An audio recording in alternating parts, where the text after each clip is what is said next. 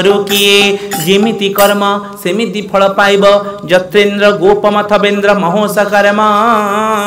बंधानुरूप फल भाजन मातनोति पुनि कर्माणि निर्दहन्ति भक्ति भाजा गोविंदमादि पुरुषम तमहम भजामि। ब्रह्म संहिता रे कहले जत्रेन्द्र गोपमथवेन्द्र महोस कर्म यही जो समस्त पोको जोको सेमानक कथा छाड़ आज मनुष्य जन्म हेला बेले कौन आनी थाए ना निजर कर्मर फल आनी थाए आ किछि नाही कोन कहउछ कौन आनी थाए कर्मर फल आनी थाए। जन्म हेला बेले पिला अंध होइकी जन्म होउची कौन पाप करे सिना अंध हबो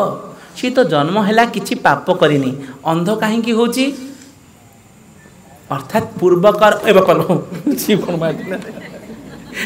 जीवी मु अंध ही जीवी हरे कृष्ण कहीं अंध हो हरे कृष्ण पूर्व जन्मर कर्मर फल आज अंध कला पारालिसिस करी जन्म करुछि बाया पागल करी जन्म होछि पूर्वर कर्म फल अर्थात कर्मर फल को निजर हाथ में आनी एवं भाग्यम फलति सर्वत्र भाग्य को मध्य धरिछि दीटा हला गोटे भाग्य को धरी आसुछि एवं आ गोटे कर्म को अर्थात कर्मर फल को धरी आसुछि। तृतीय नंबर कहले तृतीय नंबर कौन ना स्वभाव को धरी आसुछि स्वभाव को मध्य धरी आसुछि जहार जेमंत स्वभाव गुरु कहिले कि सहेब गुरु जदि मिल गले कृपा करी कहबे हरे तिलक करे रे जप करे तुलसी माला पका भजन करे माँ बापा को सेवा करे सासु ससुर को सेवा करे धन को दान दे शुद्ध कर्म करे पूजा पूजी करे भागवत पढ़े गीता पढ़े बाबाजी मानकर कर्म गुरु माने ताहा ही कहबे साधु संत माने कहबे किंतु कही कही तंटी सुखी जीव सीना आउ हबनी काहेकि हरे कृष्ण जहार जेमंत स्वभाव गुरु कहिले कि सहेब पूर्वर जदि स्वभाव ठीक नथिब सेही स्वभाव हाँ बदलिब शास्त्र प्रमाण कहले स्वभाव मुच्यते किंतु शनै शनै प्रकृति नैव मुच्यते जदि मुच्यते शनै शनै टिके टिके टिके टिके जदि चाहिब हाँ महाराज कहउछन्ती जे जदि सुनिबी टिके टिके टिके टिके हेकी पूरा बदलिब किंतु पूरा बदलिबार प्रश्न उठुनी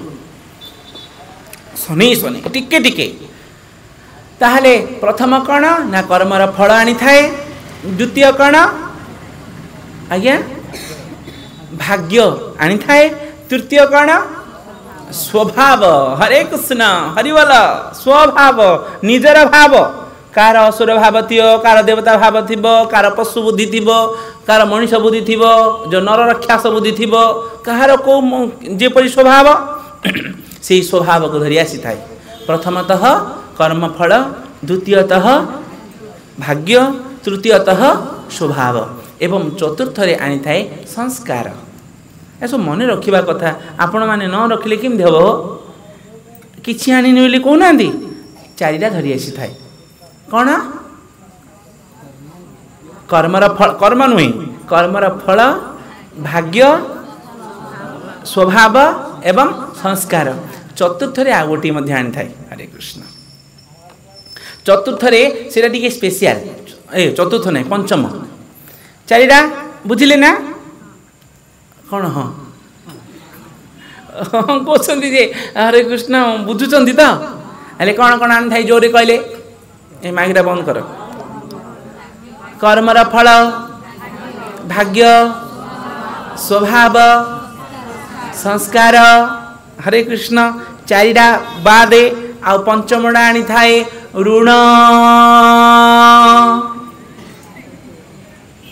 सुबिला ना कौन ऋण ऋण जदि सुझी नथिबो ऋण सुझीबा पई आसीबो ए पांचटा आनी थाए ऋण मुंडरे बुझ होई थाए बोली कहा करे जन्म होई थाए।